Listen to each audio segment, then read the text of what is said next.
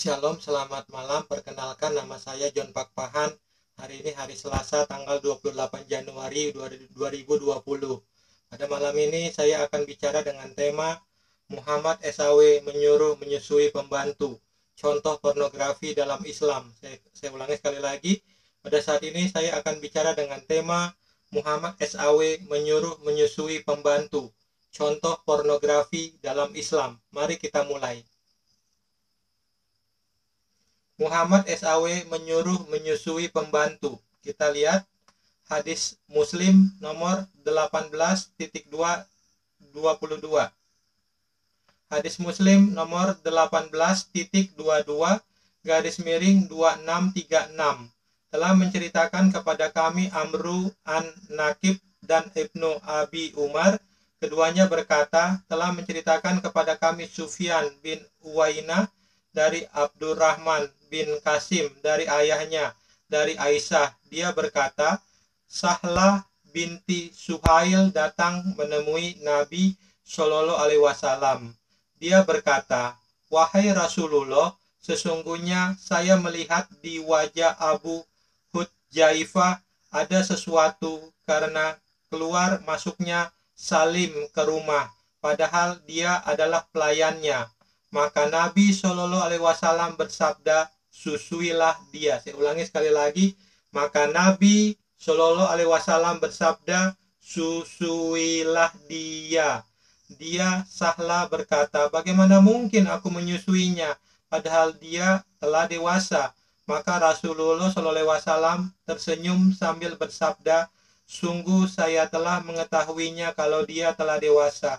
Dalam hadisnya, Amru menambahkan bahwa dia telah ikut serta dalam perang Badar, dan dalam riwayatnya Ibnu Abu Umar, lantas Rasulullah SAW tertawa. Kita lihat hadis Muslim nomor 18.23 garis miring 2637 telah menceritakan kepada kami Ishak bin Ibrahim al-Handlah dan Muhammad bin Abi Umar, semuanya dari Sakafi. Ibnu Abu Umar mengatakan, telah menceritakan kepada kami Abdul Wahab Sakafi dari Ayub, dari Ibnu Abi Mulaikah, dari Qasim, dari Aisyah, bahwasanya Salim budak Abu Hujaifah dan istrinya tinggal serumah. Maka putri Suhail, yaitu istri Abu Hujaifah, datang menemui Nabi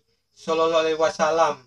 Dia berkata, sesungguhnya Salim telah tumbuh dewasa dan berpikir layaknya orang yang sudah dewasa. Akan tetapi dia masih bebas masuk menemui kami. Sesungguhnya saya khawatir dalam diri Abu Hujaifah ada sesuatu. Maka Rasulullah Shallallahu Alaihi Wasallam bersabda kepadanya, susuilah dia, sehingga dia akan menjadi mahrammu. Dengan begitu akan hilang apa yang menjadi pikiran Abu Hujaifah. Saya ulangi sekali lagi. Maka Rasulullah SAW bersabda kepadanya, susuilah dia, sehingga dia akan menjadi mahrammu.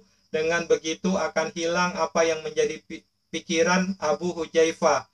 Tidak lama kemudian dia kembali dan berkata, sesungguhnya saya telah menyusuinya, maka hilang pulalah pikiran yang bukan-bukan dari diri Abu Hujaifah. Kita lihat hadis Muslim nomor 18.24 garis miring 2638 dan telah menceritakan kepada kami Ishak bin Ibrahim dan Muhammad bin Rafi, sedangkan lafaznya dari Ibnu Rafi. Dia berkata, telah menceritakan kepada kami Abdur Razak, telah mengabarkan kepada kami Ibnu Jurais, telah mengabarkan kepada kami Ibnu Abi Mulaikah, bahwasanya Qasim bin Muhammad bin Abu Bakar telah mengabarkannya, bahwa Aisyah telah mengabarkannya bahwa Sahla binti Suhail bin Amru datang menemui Nabi Shallallahu Alaihi Wasallam. Dia berkata, wahai Rasulullah,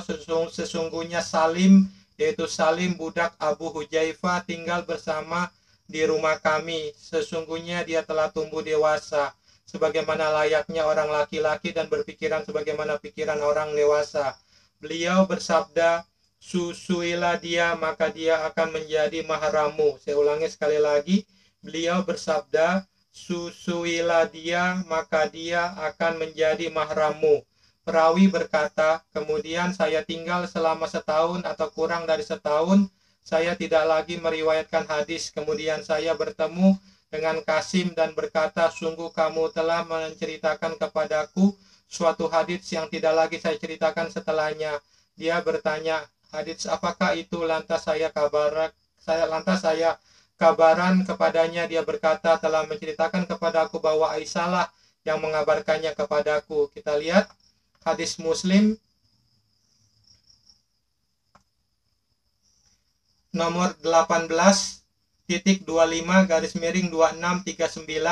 telah menceritakan kepada kami Muhammad bin Al-Mutsamsana, telah menceritakan kepada kami Muhammad bin Ja'far, telah menceritakan kepada kami Syubah dari Humaid bin Nafi, dari Zainab binti Ummu Salama. Dia berkata, Ummu Salama berkata kepada Aisyah, kenapa laki-laki yang sudah balik itu bebas masuk ke rumahmu, yang saya tidak suka jika dia masuk ke rumahku.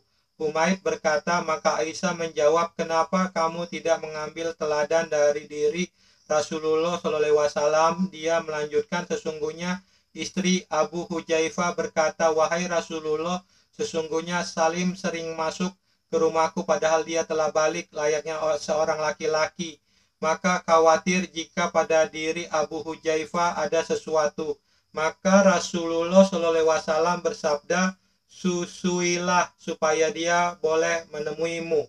Maka saya ulangi sekali lagi, maka Rasulullah SAW bersabda, susuilah supaya dia boleh menemuimu. Kita lihat hadis Muslim nomor 18.26/2640 telah menceritakan kepada kami Abu At-Tahrir dan Harun bin Said Al-Aili, sedangkan lafaznya dari Harun. Keduanya berkata, telah menceritakan kepada kami Ibnu Wahab, telah mengabarkan kepadaku Mahrahmah bin Bukair dari ayahnya. Dia berkata, saya mendengar Humaid bin Nafi berkata, saya mendengar Zainab binti Abu Salama berkata, saya mendengar Ummu Salama istri Nabi SAW berkata kepada Aisyah, demi Allah diriku tidak enak jika seorang anak dari sesusuan itu, maksudnya Anas,